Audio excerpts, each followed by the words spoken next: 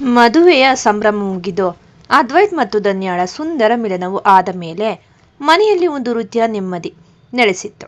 ಅದಿತಿಗೆ ಎಲ್ಲರಿಗಿಂತ ಹೆಚ್ಚು ಖುಷಿ. ತನ್ನ ಅಚ್ಚುಮೆಚ್ಚಿನ ಧನ್ಯಾ ಈಗ ಕೇವಲ ಅಣ್ಣನ ಹೆಂಡತಿಯಲ್ಲ, ತನ್ನ ಮನೆಯ ಕಾಯಂ ಸದಸ್ಯೆ ಎಂಬ ಸಂಭ್ರಮ ಅವಳಲ್ಲಿತ್ತು. ಅವರಿಬ್ಬರ ಬಾಂಡಿಂಗ್ ನೋಡಿ ಶ್ರೇಯಾಳಿಗೆ ಒಳಗೊಳಗೆ ಅಸೂಯೆಯಾಗುತ್ತಿದ್ದರೂ ಅನಿವಾರ್ಯವಾಗಿ ಹೊರಗೆ ನಗುಮುಖದ ನಾಟಕವಾಡುತ್ತಿದ್ದಳು. ಸಾವಿತ್ರಮ್ಮನಿಗೆ ಈಗ ತ್ರಿಲೋಕ್ ಮತ್ತು ಶ್ರೇಯಾಳದ್ದೇ ಚಿಂತೆ. ಇವರಿಬ್ಬರದು ಒಬ್ಬರನ್ನೊಬ್ಬರು ಸರಿಯಾಗಿ ಮಾತನಾಡಿಸುತ್ತಿಲ್ಲ, ಹೀಗಾದರೆ ಸಂಸಾರ ಹೇಗೆ ಎಂದು ಯೋಚಿಸಿ ಇಬ್ಬರ ನಡುವಿನ ಅಂತರ ಸರಿಪಡಿಸಲು ಶೋಭನ ಶಾಸ್ತ್ರ ಮೊದಲ ರಾತ್ರಿ ಏರ್ಪಾಡು ಮಾಡಲು ನಿರ್ಧರಿಸಿದರು. ಇತ್ತ ರಮೇಶ್ ಅವರ ಮನೆಯಲ್ಲಿ ದೃಶ್ಯ ಸಂಪೂರ್ಣ ಬದಲಾಗಿತ್ತು. ಗಾಯತ್ರಿ ಈಗ ಅಡುಗೆ ಮನೆಯಲ್ಲಿ ಒಬ್ಬಳೇ ನಿಂತು ಕೆಲಸ ಮಾಡುತ್ತಿದ್ದಳು. ಕಲ್ಯಾಣಿ ಅವರನ್ನು ಒಂದು ಕೆಲಸಕ್ಕೂ ಬಿಡ್ತಿರ್ಲಿಲ್ಲ. ಕಲ್ಯಾಣಿ, ನೀನು ವಿಶ್ರಾಂತಿ ತಗೋ, ಈ ಮನೆ ಕೆಲಸ ನಾನೇ ಮಾಡ್ತೀನಿ ಎನ್ನುತ್ತಾ ಬಹಳ ಪರಿವರ್ತನೆಯಾದಂತೆ ನಟಿಸುತ್ತಿದ್ದಳು. ಅವಳ ಈ ನಾಟಕದ ಹಿಂದೆ ಒಂದು ದೊಡ್ಡ ಪ್ಲಾನ್ ಇತ್ತು. ತ್ರಿಲೋಕ್ನನ್ನು ತನ್ನ ಕೈವಶ ಮಾಡಿಕೊಂಡು ಶ್ರೇಯಾಳ ಬಾಳು ಸರಿಪಡಿಸಬೇಕು, ಆಮೇಲೆ ಅಗ್ನಿವಂಶದ ಆಸ್ತಿ ಮೇಲೆ ಕಣ್ಣು ಹಾಕಬೇಕು ಎಂಬುದೇ ಅವಳ ಅಸಲಿ ಉದ್ದೇಶ. ಗಿರಿಜಮ್ಮ ಮಾತ್ರ ಗಾಯತ್ರಿಯನ್ನ ಕಾಲೆಳೆಯುತ್ತಿದ್ದರು. ಗಿರಿಜಮ್ಮ, ಏನೇ ಗಾಯತ್ರಿ, ಈ ವಯಸ್ಸಲ್ಲಿ ನಿನ್ನ ಕೈ ಅಡುಗೆ ತಿನ್ನೋ ಕರ್ಮ ನನಗೆ ಬಂದಿದೆಯಲ್ಲ.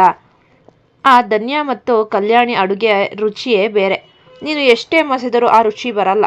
ಗಿರಿಜಮ್ಮನ ಮಾತಿಗೆ ರಮೇಶ್ ಮನದಲ್ಲೇ ನಕ್ಕರೆ ಗಾಯತ್ರಿಗೆ ಸಿಟ್ಟು ನೆತ್ತಿಗೇರಿತ್ತು. ಆದರೆ ಕಲ್ಯಾಣಿ ಮಾತ್ರ ಅಕ್ಕ ಬದಲಾಗಿದ್ದಾರೆ ಎಂದು ಸಂಭ್ರಮಿಸುತ್ತಿದ್ದರು.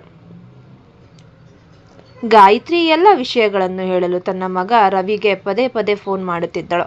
ರವಿ ಇಷ್ಟು ದಿನ ಮನೆಯವರ ಬಗ್ಗೆ ಅಥವಾ ತಂಗಿಯ ಬಗ್ಗೆ ಯಾವುದೇ ಕಾಳಜಿ ಇಲ್ಲದೆ ಎಲ್ಲೋ ದೂರದಲ್ಲಿ ಕೆಲಸ ಮಾಡಿಕೊಂಡಿದ್ದವನು. ಅವನಿಗೆ ಭಾವನೆಗಳಿಗಿಂತ ಹಣದ ಮೇಲೆಯೇ ಹೆಚ್ಚು ಆಸೆ.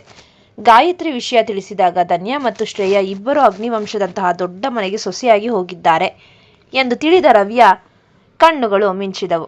ಒಳ್ಳೆಯ ಅವಕಾಶ ಸಿಕ್ಕಿದೆ, ನನ್ನ ತಂಗಿಯರ ಬಳಿ ಹೋಗಿ ಹಣ ಕೀಳಬೇಕು ಎಂಬ ದುರುದ್ದೇಶದಿಂದ ಅವನು ಊರಿಗೆ ಬರಲು ಸಿದ್ಧನಾದನು. ಸಾವಿತ್ರಮ್ಮನ ಒತ್ತಾಯಕ್ಕೆ ಮಣಿದು ತ್ರಿಲೋಕ್ ಮತ್ತು ಶ್ರೇಯಾ ಅವರ ಮೊದಲ ರಾತ್ರಿಯ ಶಾಸ್ತ್ರಕ್ಕೆ ಕೋಣೆ ಅಲಂಕೃತವಾಗಿತ್ತು. ಧನ್ಯಾ ತಾನೇ ನಿಂತು ಶ್ರೇಯಾಳನ್ನು ರೆಡಿ ಮಾಡಿದ್ದಳು. ಧನ್ಯಾ, ಶ್ರೇಯಾ, ಸಿಕ್ಕಿರೋ ಅವಕಾಶನ ಸರಿಯಾಗಿ ಬಳಸ್ಕೋ. ತ್ರಿಲೋಕ್ ಕೋಪ ಜಾಸ್ತಿ ಇರಬಹುದು, ಆದರೆ ಪ್ರೀತಿಯಿಂದ ಯಾವುದನ್ನಾದರೂ ಗೆಲ್ಲಬಹುದು. ಶ್ರೇಯಾ ನಗು ನಗುತ್ತಲೇ ಧನ್ಯಾಳ ಮಾತು ಕೇಳಿಸಿಕೊಂಡಳು. ಆದರೆ ಅವಳ ಮನಸ್ಸಿನಲ್ಲಿ, ನೀನು ನನಗೆ ಬುದ್ಧಿ ಹೇಳೋ ಮಟ್ಟಕ್ಕೆ ಬಂದು ಬಿಟ್ಟಿದ್ದೀಯಾ? ಇರು, ನನ್ನ ಅಣ್ಣ ರವಿ ಬಂದಮೇಲೆ ನಿನ್ನ ಹೇಗೆ ಆಟ ಆಡಿಸ್ತಾನೆ ನೋಡು ಎಂಬ ಕರಾಳ ಆಲೋಚನೆ ಇತ್ತು. ರಾತ್ರಿ ತ್ರಿಲೋಕ್ ಕೋಣೆಗೆ ಬಂದಾಗ ವಾತಾವರಣ ಗಂಭೀರವಾಗಿತ್ತು. ಶ್ರೇಯಾ ಮೃದುವಾಗಿ ಮಾತನಾಡಲು ಪ್ರಯತ್ನಿಸಿದರು. ತ್ರಿಲೋಕ್, ಇವತ್ತಿನಿಂದಲಾದರೂ ನಾವಿಬ್ಬರು ಹೊಸ ಜೀವನ ಶುರು ಮಾಡೋಣವಾ ಎಂದು ಕೇಳಿದಳು. ತ್ರಿಲೋಕ್ ಅವಳನ್ನು ದಿಟ್ಟಿಸಿ ನೋಡೋಣ ಶ್ರೇಯಾ, ನಿನ್ನ ಬದಲಾವಣೆ ಕೇವಲ ಮಾತಿನಲ್ಲಿದೆಯೋ ಅಥವಾ ನಡವಳಿಕೆಯಲ್ಲಿದೆಯೋ ಅಂತ ಕಾಲವೇ ನಿರ್ಧರಿಸುತ್ತೆ ಎಂದರು. ರಮೇಶ್ ಅವರ ಮನೆಯಲ್ಲಿ ಅಂದು ಮಧ್ಯಾಹ್ನ ಎಲ್ಲರೂ ಊಟಕ್ಕೆ ಕುಳಿತಿದ್ದರು. ಅಷ್ಟರಲ್ಲಿ ಮನೆಯ ಮುಂದೆ ಒಂದು ಕಾರ್ ಬಂದು ನಿಂತ ಶಬ್ದವಾಯಿತು. ಒಳಗಿನಿಂದ ಇಳಿದು ಬಂದವನೇ ರವಿ. ಕೈಯಲ್ಲಿ ಕೆಲವು ಉಡುಗೊರೆಗಳ ಬ್ಯಾಗ್ ಹಿಡಿದು ಬಹಳ ಸ್ಟೈಲಿಶ್ ಆಗಿ ಮನೆಯೊಳಗೆ ಬಂದನು. ರವಿಯನ್ನು ಕಂಡ ಕೂಡಲೇ ಗಾಯತ್ರಿ ಕೈಯಲ್ಲಿದ್ದ ತಟ್ಟೆ ಕೆಳಗಿಟ್ಟು ಓಡಿ ಬಂದಳು. ನನ್ನ ಮಗ ಬಂದ, ರವಿ ಬಂದ ಎಂದು ಸಂಭ್ರಮದಿಂದ ಅವನನ್ನು ಅಪ್ಪಿಕೊಂಡಳು. ರಮೇಶ್ ಆಶ್ಚರ್ಯದಿಂದ, ರವೀನಾ, ಇಷ್ಟು ವರ್ಷಗಳ ಮೇಲೆ ನೆನಪಾಯ್ತಾ ನಿನಗೆ? ಎಲ್ಲಿದ್ದೆ ಇಷ್ಟು ದಿನ? ರವಿ, ಇರ್ಲಿ ಬಿಡಿ ಅಪ್ಪ, ಬಿಸ್ನೆಸ್ ವಿಷಯವಾಗಿ ವಿದೇಶದಲ್ಲಿದ್ದೆ. ಈಗ ನಮ್ಮ ಧನ್ಯಾ ಮತ್ತು ಶ್ರೇಯಾ ಇಬ್ಬರು ಅಗ್ನಿವಂಶದ ಸೊಸೆಯಂದಿರಾಗಿದ್ದಾರೆ ಅಂತ ಗೊತ್ತಾಯ್ತು, ಅದಕ್ಕೆ ತಂಗಿಯರನ್ನ ನೋಡೋಕೆ ಬಂದೆ ಎಂದು ಬಹಳ ವಿನಯವಂತನಂತೆ ನಟಿಸಿದನು. ಆದರೆ ಅವನ ಕಣ್ಣುಗಳು ಮಾತ್ರ ಮನೆಯ ಪ್ರತಿ ಮೂಲೆಯನ್ನು ಹಣದ ದೃಷ್ಟಿಯಿಂದಲೇ ಅಳೆಯುತ್ತಿದ್ದವು. ಕಲ್ಯಾಣಿ ಅವರು ಅವನಿಗೆ ನೀರು ತಂದು ಕೊಟ್ಟರು. ರವಿ ಅವರ ಕಾಲಿಗೆ ಬಿದ್ದು ನಮಸ್ಕರಿಸಿದ. ಕ್ಷಮಿಸಿ ಚಿಕ್ಕಮ್ಮ, ಇಷ್ಟು ದಿನ ಬರಕ್ಕಾಗ್ಲಿಲ್ಲ ಅಂದಾಗ ಕಲ್ಯಾಣಿಯವರ ಮೃದು ಮನಸ್ಸು ಕರಗಿತು. ಪರವಾಗಿಲ್ಲ ಮಗ್ನೆ, ಬಂದಿಯಲ್ಲ ಅಷ್ಟೇ ಸಾಕು ಎಂದರು. ಅತ್ತ ಅಗ್ನಿನಿವಾಸದಲ್ಲಿ ಮೊದಲ ರಾತ್ರಿಯ ಶಾಸ್ತ್ರದ ನಂತರ ಶ್ರೇಯಾ ಮತ್ತು ತ್ರಿಲೋಕ್ ನಡುವಿನ ಮೌನ ಸ್ವಲ್ಪ ಮಟ್ಟಿಗೆ ಮುರಿದಿತ್ತು. ಬೆಳಗ್ಗೆ ತಿಂಡಿ ಸಮಯದಲ್ಲಿ ಧನ್ಯಾ ಎಲ್ಲರಿಗೂ ಪ್ರೀತಿಯಿಂದ ಬಡಿಸುತ್ತಿದ್ದಳು. ಧನ್ಯಾ, ತ್ರಿಲೋಕ್ ಅವರೇ, ಶ್ರೇಯಾ ಇವತ್ತು ನಿಮಗೋಸ್ಕರ ವಿಶೇಷವಾಗಿ ಚಟ್ನಿ ಮಾಡಿದ್ದಾಳೆ, ಟೇಸ್ಟ್ ಮಾಡಿ ನೋಡಿ. ತ್ರಿಲೋಕ್ ಸ್ವಲ್ಪ ಮುಗುಳ್ನಕ್ಕು ಸವಿದನು. ಇದನ್ನು ಕಂಡು ಸಾವಿತ್ರಮ್ಮನಿಗೆ ನೆಮ್ಮದಿಯಾಯಿತು. ಅಷ್ಟರಲ್ಲಿ ಧನ್ಯಾಳ ಫೋನ್ ರಿಂಗ್ ಆಯಿತು. ಅದು ಅಪ್ಪ ರಮೇಶ್ ಅವರ ಕರೆ. ರಮೇಶ್, ಪುಟ್ಟಿ, ಧನ್ಯಾ, ನಿನ್ನ ಅಣ್ಣ ರವಿ ಮನೆಗೆ ಬಂದಿದ್ದಾನೆ. ನಿನ್ನನ್ನು ಮತ್ತು ಅದ್ವೈತ್ ಸಾಹೇಬ್ರನ್ನ ನೋಡಬೇಕು ಅಂತಿದ್ದಾನೆ. ಒಂದು ಸಲ ಮನೆ ಕಡೆ ಬಂದು ಹೋಗ್ತೀರಾ? ಧನ್ಯಾಳಿಗೆ ಅಣ್ಣನ ಮೇಲೆ ಅಷ್ಟು ನಂಬಿಕೆ ಇರಲಿಲ್ಲ. ಅವನು ಯಾವತ್ತೂ ಹಣದ ಹಿಂದೆ ಬೀಳುವವನು ಎಂಬುದು ಅವಳಿಗೆ ತಿಳಿದಿತ್ತು. ಆದರೂ ಅಪ್ಪನ ಮಾತಿಗೆ ಗೌರವ ಕೊಟ್ಟು ಅದ್ವೈತ್ ಹತ್ತಿರ ವಿಷಯ ತಿಳಿಸಿದಳು. ಸಂಜೆ ಅದ್ವೈತ್ ಮತ್ತು ಧನ್ಯ ರಮೇಶ್ ಅವರ ಮನೆಗೆ ಬಂದರು. ರವಿ ಮನೆಯ ಹಜಾರದಲ್ಲೇ ಕಾಲು ಮೇಲೆ ಕಾಲು ಹಾಕಿಕೊಂಡು ಕುಳಿತಿದ್ದ. ಅದ್ವೈತ್ ಒಳಗೆ ಬರುತ್ತಿದ್ದಂತೆಯೇ ಅವನ ವ್ಯಕ್ತಿತ್ವ ಮತ್ತು ಗಾಂಭೀರ್ಯ ಕಂಡ ರವಿ ಒಂದು ಕ್ಷಣ ದಂಗಾದನು. ರವಿ ಎದ್ದು ಬಂದು ಕೈ ಮುಗಿದನು. ನಮಸ್ತೆ ಬಾವಯ್ಯ, ನಾನು ರವಿ, ಧನ್ಯಾಳ ಅಣ್ಣ ಎಂದನು. ಅದ್ವೈತ್ ಕೇವಲ ತಲೆಯಾಡಿಸಿ ಹಲೋ ಎಂದು ಮಿತವಾಗಿ ಮಾತನಾಡಿದನು. ಅದ್ವೈತ್ಗೆ ಮನುಷ್ಯರ ಮುಖ ನೋಡಿದ ಕೂಡಲೇ ಅವರ ಗುಣ ತಿಳಿಯುವ ಶಕ್ತಿ ಇತ್ತು. ರವಿಯ ಕಣ್ಣಲ್ಲಿದ್ದ ಆ ಭಾವನೆ ಅದ್ವೈತ್ನಿಂದ ಅಡಗಿರಲಿಲ್ಲ. ರಾತ್ರಿ ಎಲ್ಲರೂ ಮಾತನಾಡುತ್ತಿರುವಾಗ ಗಾಯತ್ರಿ ರವಿಯನ್ನು ಅಡುಗೆ ಮನೆಗೆ ಕರೆದು ಪಿಸುಗುಟ್ಟಿದರು. ಗಾಯತ್ರಿ, ನೋಡು ರವಿ, ಆ ಅದ್ವೈತ್ ತುಂಬಾ ಡೇಂಜರ್. ಅವನ ಹತ್ತಿರ ನಿನ್ನ ಆಟ ನಡೆಯಲ್ಲ. ಆದರೆ ಧನ್ಯ ಮತ್ತು ಕಲ್ಯಾಣಿ ತುಂಬಾ ಮೃದು ಸ್ವಭಾವದವರು. ನೀನು ಅವರ ನಂಬಿಕೆ ಗಳಿಸ್ಕೋ. ಆಮೇಲೆ ನಿಧಾನವಾಗಿ ಈ ಆಸ್ತಿ ಮತ್ತು ಅಗ್ನಿವಂಶದ ವ್ಯವಹಾರದಲ್ಲಿ ಕೈ ಹಾಕೋಣ. ರವಿ, ಚಿಂತೆ ಮಾಡಬೇಡ ಅಮ್ಮ. ಶ್ರೇಯ ಮತ್ತು ಧನ್ಯ ಇಬ್ಬರು ಆ ಮನೆ ಸೊಸೆಯಂದಿರಾದ ಮೇಲೆ ಆ ಮನೆಯ ಅರ್ಧ ಕೀಲಿ ಕೈ ನನ್ನ ಜೇಬಲ್ಲಿ ಇರಲೇಬೇಕು. ಅದಕ್ಕೆ ಏನು ಮಾಡಬೇಕು ಅಂತ ನನಗೆ ಗೊತ್ತು. ರಮೇಶ್ ಅವರ ಮನೆಯಲ್ಲಿ ಊಟ ಮುಗಿಸಿದ ನಂತರ ಅದ್ವೈತ್ ಧನ್ಯಾಳನ್ನು ಕರೆದುಕೊಂಡು ನೇರವಾಗಿ ತನ್ನ ಫಾರ್ಮ್ ಹೌಸ್ನತ್ತ ಪಯಣ ಬೆಳೆಸಿದನು. ಮದುವೆಯಾದ ಮೇಲೆ ಅವರಿಬ್ಬರೇ ಅಲ್ಲಿಗೆ ಹೋಗುತ್ತಿರುವುದು ಇದೇ ಮೊದಲು. ನಗರದ ಗೌಜುಗದ್ದಲದಿಂದ ದೂರ ಪ್ರಕೃತಿಯ ಮಡಿಲಲ್ಲಿರುವ ಆ ಫಾರ್ಮ್ ಹೌಸ್ ಇಂದು ಅವರಿಬ್ಬರಿಗಾಗಿ ಕಾದು ಕುಳಿತಂತಿದೆ. ಕಿಟಕಿಯ ಗಾಳಿ ಧನ್ಯಾಳ ಕೂದಲನ್ನು ಕೆದಕುತ್ತಿದ್ದರೆ ಅದ್ವೈತ್ ಕಾರ್ ಓಡಿಸುತ್ತಲೇ ಅವಳ ಮುಖದ ಮೇಲಿನ ನಗು ಹಾಗೂ ನಾಚಿಕೆಯನ್ನು ಆಸ್ವಾದಿಸುತ್ತಿದ್ದನು. ಫಾರ್ಮ್ ಹೌಸ್ ತಲುಪುವಷ್ಟರಲ್ಲಿ ಚಂದಿರನ ಬೆಳಕು ಹಸಿರಿನ ಮೇಲೆ ಬೆಳ್ಳಿಯಂತೆ ಹರಡಿತ್ತು. ಒಳಗೆ ಕಾಲಿಡುತ್ತಿದ್ದಂತೆಯೇ ಅದ್ವೈತ್ ಧನ್ಯಾಳನ್ನು ಹಿಂದಿನಿಂದ ಅಪ್ಪಿಕೊಂಡನು. ಧನ್ಯ ಗಾಬರಿಯಿಂದ ರೀ, ಯಾರಾದರೂ ನೋಡಿದ್ರೆ ಎಂದು ಪಿಸುಗುಟ್ಟಿದಳು.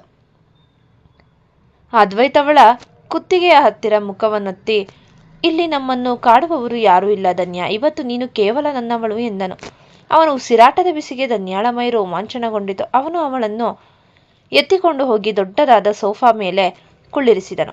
ಅವಳ ಮುಖದ ಮೇಲೆ ಜಾರಿದ್ದ ಕೂದಲನ್ನು ಸರಿಸುತ್ತಾ ಪ್ರೀತಿಯಿಂದ ಅವಳ ಕಣ್ಣಲ್ಲಿ ಕಣ್ಣಿಟ್ಟು ನೋಡಿದನು. ಅದ್ವೈತ್ ಧನ್ಯಾಳ ಕೈ ಹಿಡಿದು ಮೆಲ್ಲನೆ ಕೇಳಿದನು, ಧನ್ಯ, ನಿನಗೆ ನೆನಪಿದೆಯಾ ನಾನು ನಿನ್ನನ್ನು ಮೊದಲ ಬಾರಿ ಎಲ್ಲಿ ನೋಡಿದ್ದು ಅಂತ? ಧನ್ಯ ಕುತೂಹಲದಿಂದ ಎಲ್ಲಿ ಎಂದು ಕೇಳಿದಳು. ಅದ್ವೈತ್ 9 ವರ್ಷಗಳ ಹಿಂದಿನ ನೆನಪಿಗೆ ಜಾರಿದನು. ಅವತ್ತು ಅದ್ವೈತ್ಗೆ 20 ವರ್ಷ. ತಾನೇ ಕಾರ್ ಓಡಿಸಿಕೊಂಡು ಹೋಗುತ್ತಿದ್ದಾಗ ಮಳೆಯ ಕಾರಣ ರಸ್ತೆ ಬದಿಯಲ್ಲಿ ಗಾಡಿ ನಿಲ್ಲಿಸಿದ್ದನು. ಆಗ ಅವನ ಕಣ್ಣಿಗೆ ಬಿದ್ದಿದ್ದು 11 ವರ್ಷದ ಪುಟ್ಟ ಹುಡುಗಿ. ಮಳೆಯಲ್ಲಿ ತೋಯುತ್ತಾ ಒಂದು ಪುಟ್ಟ ನಾಯಿ ಕೊಡೆಯ ಕೆಳಗೆ ಹಸಿದಿದ್ದ ನಾಯಿ ಮರಿಗೆ ತನ್ನ ಕೈಯಲ್ಲಿದ್ದ ಬಿಸ್ಕೆಟ್ ತಿನ್ನಿಸುತ್ತಿದ್ದಳು. ಅವಳ ಕಣ್ಣಲ್ಲಿ ನಿಷ್ಕಲ್ಮವಶವಾದ ಪ್ರೀತಿ ಮತ್ತು ಕರುಣೆ ಇತ್ತು. ಧನ್ಯಾಳ ಆ ಮುಗ್ಧ ಮುಖ ಅಂದೇ ಅದ್ವೈತ್ನ ಮನಸ್ಸಿನಲ್ಲಿ ಅಚ್ಚುತ್ತಿತ್ತು. ಅದ್ವೈತ್ ಅವತ್ತು ಯಾರಿಗೂ ತಿಳಿಯದಂತೆ ದೂರದಿಂದಲೇ ಅವಳ ನಗು ನೋಡಿ ಮುಗುಳ್ನಕ್ಕಿದ್ದನು. ಅವತ್ತು ನೀನು ಕೇವಲ 11 ವರ್ಷದ ಮಗು ಧನ್ಯ. ನಿನಗಿಂತ ನಾನು 9 ವರ್ಷ ದೊಡ್ಡವನು ಎಂಬುದು ನನಗೆ ಗೊತ್ತು. ಆದರೆ ಆ ಪುಟ್ಟ ಹುಡುಗಿಯಲ್ಲಿದ್ದ ಆ ಕರುಣೆ ನನ್ನನ್ನು ಅಂದೇ ಸೆಳೆದಿತ್ತು. ಕಾಲ ಕಳೆದಂತೆ ಆ ಪುಟ್ಟ ಹುಡುಗಿ ಈಗ 20 ವರ್ಷದ ಸುಂದರ ಯುವತಿಯಾಗಿ ನನ್ನ ಅರ್ಧಾಂಗಿನಿಯಾಗಿ ನಿಂತಿದ್ದೀಯ. ನನಗೆ ಈಗ 29 ವರ್ಷ. ಆದರೆ ಇಂದಿಗೂ ಆ ದಿನದ ನಿನ್ನ ಮುಗ್ಧತೆ ನಿನಗೆ ಹಾಗೆಯೇ ಇದೆ ಎಂದು ಅದ್ವೈತ್ ಭಾವೋದ್ವೇಗದಿಂದ ಹೇಳಿದನು. ಫಾರ್ಮ್ ಹೌಸ್ನ ನಿಶ್ಶಬ್ದವಾದ ರಾತ್ರಿಯಲ್ಲಿ ಅದ್ವೈತ್ ಹೇಳಿದ ಮಾತುಗಳು ಧನ್ಯಾಳ ಕಿವಿಯಲ್ಲಿ ಜೇನಿನಂತೆ ಸುರಿಯುತ್ತಿದ್ದವು. 9 ವರ್ಷಗಳ ಹಿಂದಿನ ಆ ಘಟನೆಯನ್ನು ಅವನು ಇಂದಿಗೂ ನೆನಪಿನಲ್ಲಿ ಇಟ್ಟುಕೊಂಡಿದ್ದಾನೆ ಎನ್ನುವುದೇ ಅವಳಿಗೆ ನಂಬಲಾಗದ ಸಂಗತಿಯಾಗಿತ್ತು. ಅವಳು ಅವನ ಕಣ್ಣುಗಳನ್ನೇ ದಿಟ್ಟಿಸಿ ನೋಡುತ್ತಾ ತಾನು ಇಷ್ಟು ವರ್ಷಗಳಿಂದ ಅನುಭವಿಸಿದ ಕಷ್ಟಗಳ ಹಿಂದಿದ್ದ ಆ ಅದೃಶ್ಯ ಶಕ್ತಿಯ ನೆನಪಿಗೆ ಜಾರಿದಳು. ಧನ್ಯಾಳ ಮುಖದಲ್ಲಿ ಇದ್ದಕ್ಕಿದ್ದಂತೆ ಒಂದು ಮಿಂಚಿನ ಸಂಚಲನವಾಯಿತು.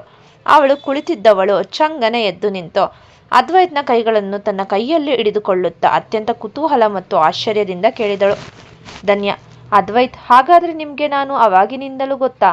ಕೇವಲ ಗೊತ್ತಿರೋದಷ್ಟೇ ಅಲ್ಲ, ನೀವು ನನ್ನನ್ನು ಅಂದಿನಿಂದಲೂ ಪ್ರೀತಿಸುತ್ತಿದ್ದೀರಾ?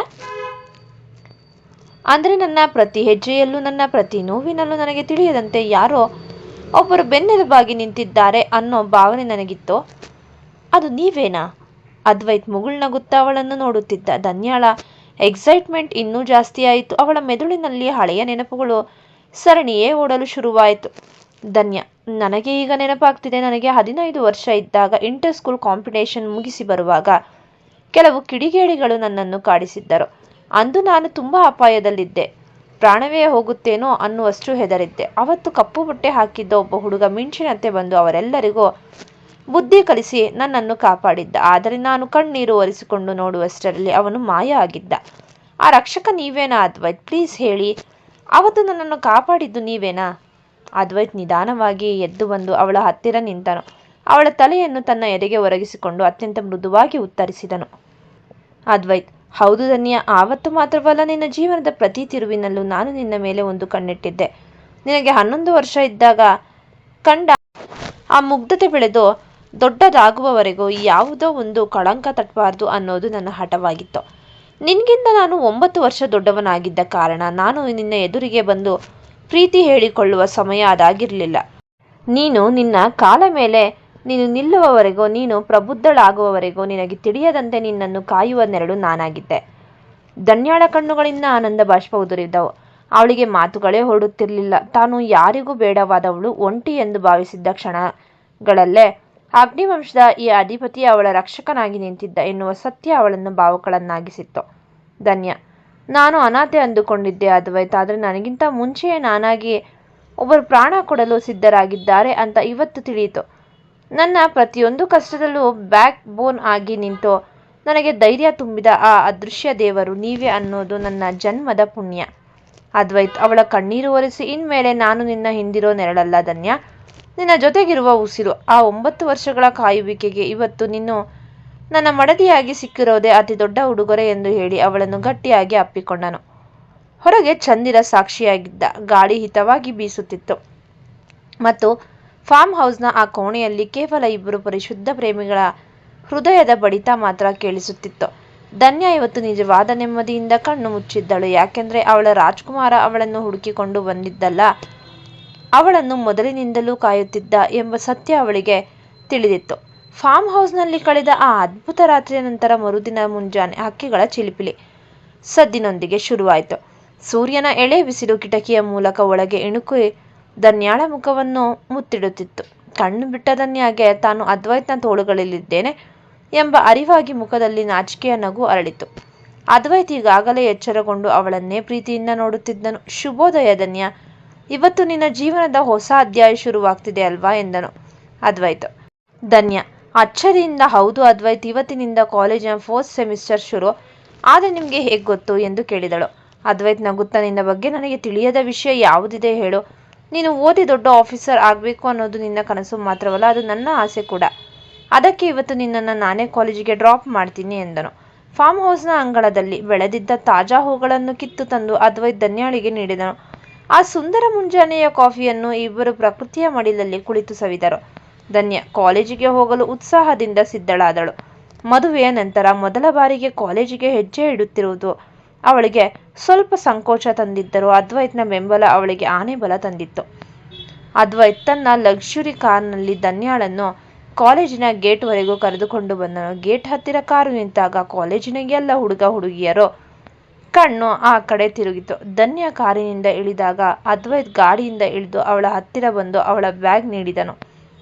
ಅದ್ವೈತ್: ಆಲ್ ದಿ ಬೆಸ್ಟ್ ಧನ್ಯ. ಕಾಲೇಜಿನಲ್ಲಿ ಯಾರಾದರೂ ಏನಾದರೂ ಅಂದರೆ ಅಥವಾ ಯಾವುದಾದರೂ ತೊಂದರೆ ಆದರೆ ತಕ್ಷಣ ನನಗೆ ಫೋನ್ ಮಾಡು. ಇವತ್ತಿನಿಂದ ನೀನು ಬರೀ ಸ್ಟೂಡೆಂಟ್ ಅಲ್ಲ, ಮಿಸ್ಸಸ್ ಅದ್ವೈತ್ ಅಗ್ನಿವಂಶ ಅನ್ನೋದು ನೆನಪಿರಲಿ.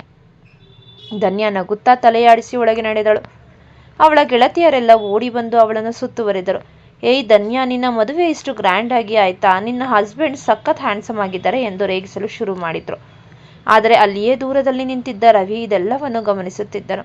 ಅವನು ತನ್ನ ಮನೆಯಿಂದ ನೇರವಾಗಿ ಇಲ್ಲಿಗೆ ಬಂದಿದ್ದನು. ಧನ್ಯ ಈಗ ಅಗ್ನಿವಂಶದ ಶ್ರೀಮಂತಿಕೆಯಲ್ಲಿ ಮೆರೆಯುತ್ತಿರುವುದನ್ನು ಕಂಡು ಅವನಿಗೆ ಹಣದ ದಾಹ ಇನ್ನೂ ಜಾಸ್ತಿ ಆಯಿತು. ಧನ್ಯ ಕ್ಲಾಸ್ ಮುಗಿಸಿ ಹೊರಗೆ ಬರುತ್ತಿದ್ದಂತೆ ರವಿ ಅವಳ ಹಾದಿ ತಡೆದನು. ರವಿ: ಏನ್ ತಂಗಿ, ಅಣ್ಣನನ್ನ ಮರ್ತೇ ಬಿಟ್ಯಾ? ಇಷ್ಟು ದೊಡ್ಡ ಶ್ರೀಮಂತರ ಮನೆ ಸೊಸೆಯಾಗಿದ್ದೀಯಾ? ಈ ಅಣ್ಣನ ಬಡತನ ನಿನಗೆ ಕಾಣಿಸ್ತಲ್ವಾ? ಧನ್ಯ ಗಂಭೀರವಾಗಿ: ಅಣ್ಣ, ನೀನು ಇಲ್ಲಿಗೆ ಯಾಕೆ ಬಂದೆ? ನಿನಗೆ ಏನ್ ಬೇಕು ಎಂದು ಕೇಳಿದಳು. ಧನ್ಯ: ರವಿ: ನೋಡು ಧನ್ಯ, ನನಗೆ ಅರ್ಜೆಂಟಾಗಿ 5 ಲಕ್ಷ ರೂಪಾಯಿ ಬೇಕು. ಯಾವುದೋ ಬಿಸ್ನೆಸ್ಸಲ್ಲಿ ಲಾಸ್ ಆಗಿದೆ. ನಿನ್ನ ಹಸ್ಬೆಂಡ್ ಹತ್ರ ಕೇಳಿದರೆ ಅವರು ಕೊಡಲ್ಲ ಅಂತ ಗೊತ್ತು. ನೀನೇ ಹೇಗಾದರೂ ಮಾಡಿ ಕೊಡ್ಸು, ಇಲ್ಲ ಅಂದರೆ ನಾನು ನಿಮ್ಮ ಅಗ್ನಿವಂಶದ ಮರ್ಯಾದೆ ಹರಾಜು ಹಾಕ್ತೀನಿ. ಧನ್ಯ ದಂಗಾದಳು. ತಾನು ಸುಖವಾಗಿ ಇರುವುದನ್ನು ಸಹಿಸದ ಅಣ್ಣನೇ ತನಗೆ ಮುಳುವಾಗುತ್ತಿದ್ದಾನಾ ಎಂಬ ಆತಂಕ ಅವಳಲ್ಲಿ ಶುರುವಾಯಿತು. ಅವಳು ಈ ವಿಷಯವನ್ನು ಅದ್ವೈತ್ಗೆ ಹೇಳ್ತಾಳ ಅಥವಾ ಅಣ್ಣನ ಬೆದರಿಕೆಗೆ ಹೆದರಿ ಹಣ ಹೊಂದಿಸಲು ಪ್ರಯತ್ನಿಸ್ತಾಳ? ಈ ಕಥೆಯನ್ನು ವೀಕ್ಷಿಸಿದ ನಂತರ ದಯಮಾಡಿ ನಮ್ಮ ಚಾನಲ್ಗೆ ಸಬ್ಸ್ಕ್ರೈಬ್ ಮಾಡಿ, ಶೇರ್ ಮಾಡಿ ಮತ್ತು ಕಮೆಂಟ್ ಮಾಡಿ. ಧನ್ಯವಾದಗಳು.